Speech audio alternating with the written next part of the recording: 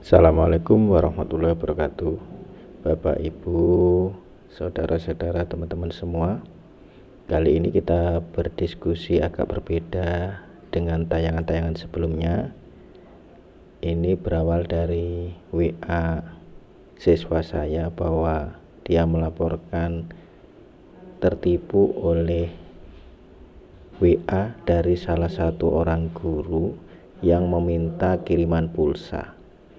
Supaya peristiwa ini tidak terjadi kepada siswa saya yang lain, termasuk kepada Bapak Ibu semua yang kebetulan melihat video ini, setidaknya ada satu modus penipuan lewat WA yang harus kita ketahui.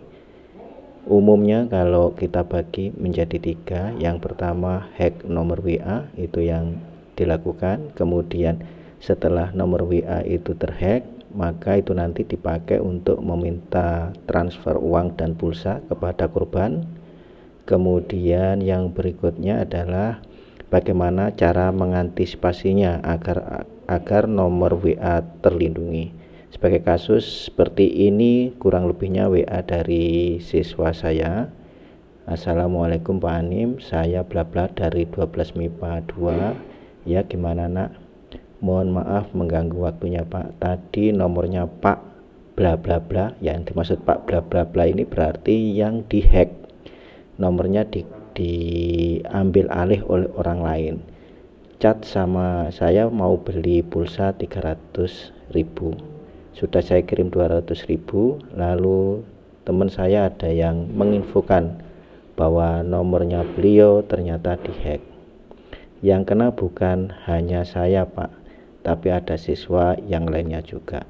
Jadi Bapak Ibu, secara umum saat ini lewat modus WA minta pulsa atau minta transfer uang, kalau tidak kenal biasanya tidak diberikan. Dari situlah akhirnya penipu menggunakan pola lain. Saat ini setiap kali penipu mau menipu orang terkait dengan pulsa maupun uang, minta transfer, cenderung mereka sudah menggunakan user ID orang yang dikenalnya. Nah, user ID orang yang dikenalnya ini dengan cara dihack terlebih dulu.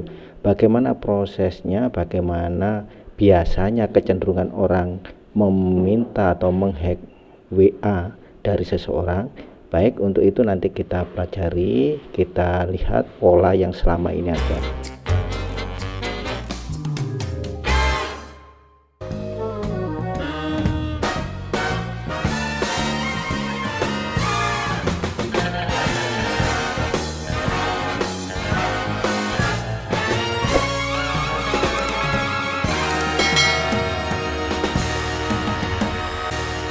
Baik, saya mulai dari yang pertama. Pola yang selama ini digunakan bagaimana seorang hacker mau mengambil atau menghack nomor seseorang. Ternyata melalui proses secara umum seperti ini. Ini yang seringkali setelah kita tanya-tanya kepada korban adalah yang dilakukan seperti ini. Jadi biasanya ada 2 model korban nanti. Ada yang pertama untuk hacker yang tanpa dikenal. Kalau yang ini relatif kadang-kadang kita masih selamat, tapi kadang-kadang yang sering kali kita tertipu adalah hacker ini sudah ngehack milik teman kita, kemudian nama teman kita itu dipakai untuk ngehack kita. Nah, yang ini yang sering kali kita terkecoh.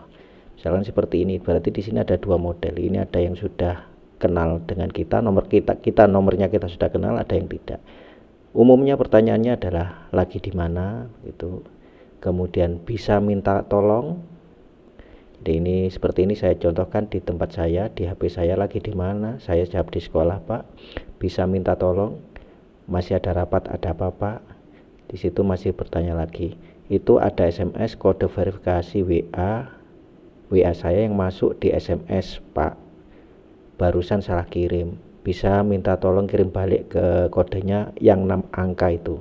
Kebetulan ini sebenarnya pada saat memperlakukan ini, menghubungi saya, ini adalah ikonnya teman saya.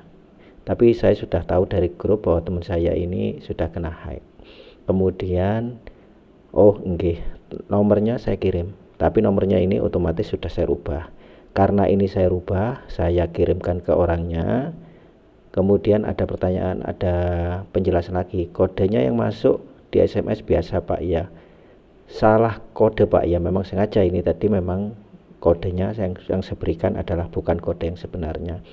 Apabila kode yang dari SMS tadi yang di HP saya berikan benar sesuai dengan yang ada di SMS saya, maka seketika itulah sebenarnya WA kita terhack oleh penipu tadi, sehingga nanti Bapak Ibu hanya memiliki rumahnya tapi isinya betul-betul sudah diboyong sama si penipu. Jadi intinya Bapak Ibu, jangan sekali-kali siapapun yang minta kode verifikasi WA untuk Bapak Ibu berikan, siapapun yang minta, karena kode verifikasi itu memang hanya untuk HP Bapak Ibu sendiri, tidak untuk orang lain. Jadi kunci di sini supaya kita tidak terhack WA kita, jangan pernah memberikan kode verifikasi WA siapapun yang minta, walaupun di situ DP-nya adalah teman kita atau orang-orang yang dekat dengan kita, jangan diberikan. Ini yang sering kali terjadi.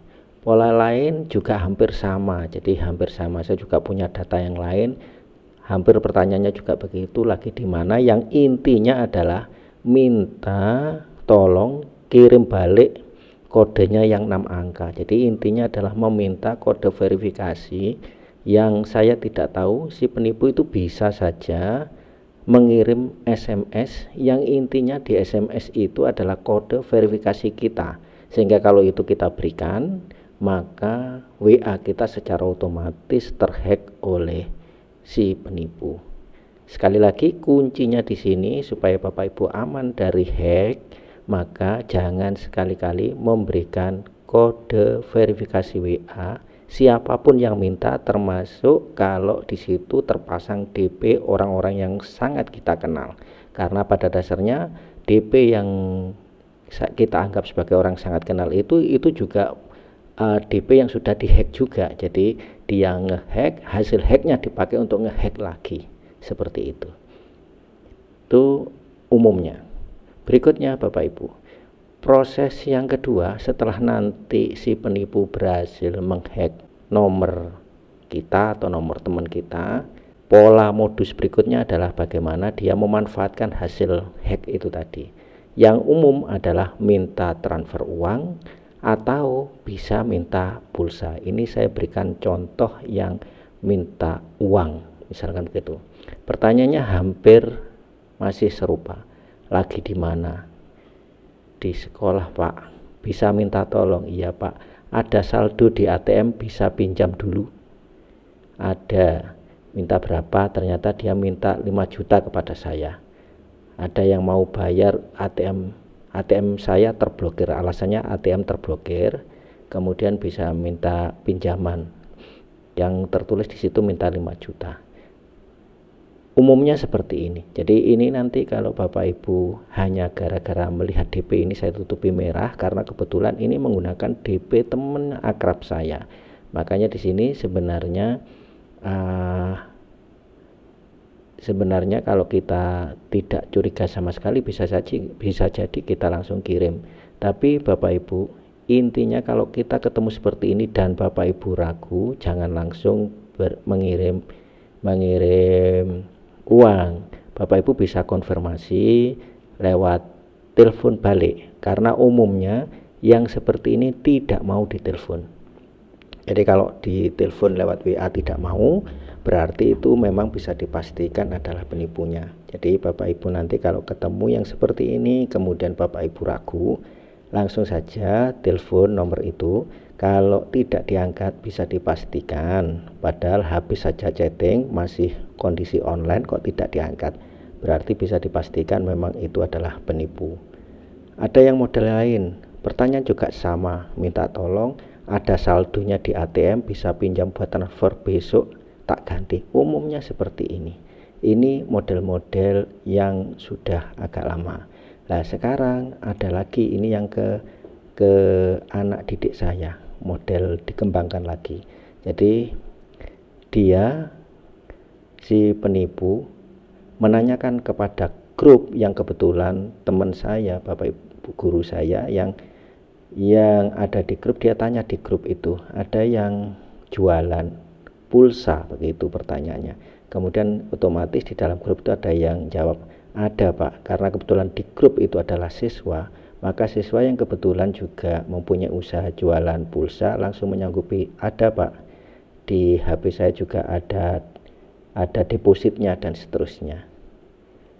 Dan anak ini tidak ragu karena kebetulan DP-nya adalah DP gurunya, maka dia secara sukarela memberikan pulsa dengan uang belakangan.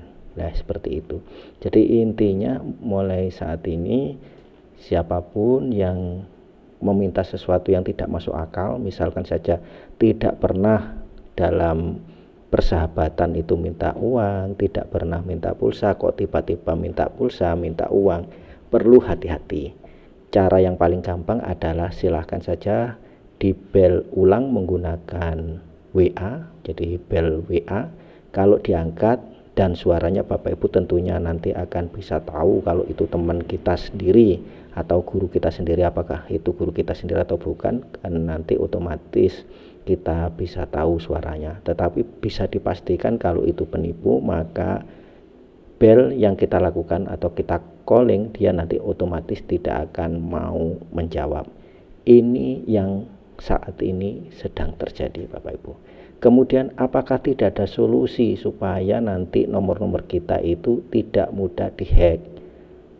Karena kejahatan ini selalu berkembang dan seterusnya, maka Bapak Ibu sekarang untuk yang berikutnya, yang ketiga, antisipasi agar nomor WA kita terlindungi.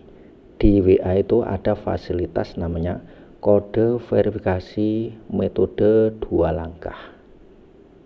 Nah, fitur ini nanti setiap nomor yang sudah terdaftar tidak akan bisa digunakan oleh orang lain kecuali jika orang tersebut mengetahui kode PIN 2 langkah yang sudah diaktifkan sebelumnya.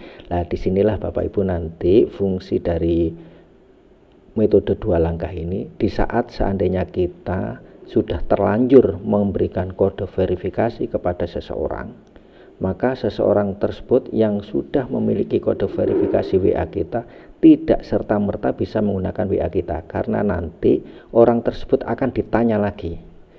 Jadi ditanya lagi password yang kedua. Nah, di sini nanti otomatis sang penipu biasanya tidak lanjut bertanya passwordnya apa, tidak mungkin, karena ini otomatis orang akan sadar. Sehingga bisa dipastikan Bapak Ibu supaya WA Bapak Ibu tidak terhack, pastikan melakukan verifikasi 2 langkah ini. Kode ini Bapak Ibu, kode PIN ini tadi, kode kunci kedua, ini berfungsi layaknya PIN pada ATM atau password akun tertentu, sehingga meskipun kita sudah tidak punya akses ke nomor HP yang lama, hampir dipastikan akun yang kita miliki akan tetap aman. Ini kemudian caranya bagaimana? Caranya nanti adalah buka setting, kemudian Bapak Ibu masuk ke akun.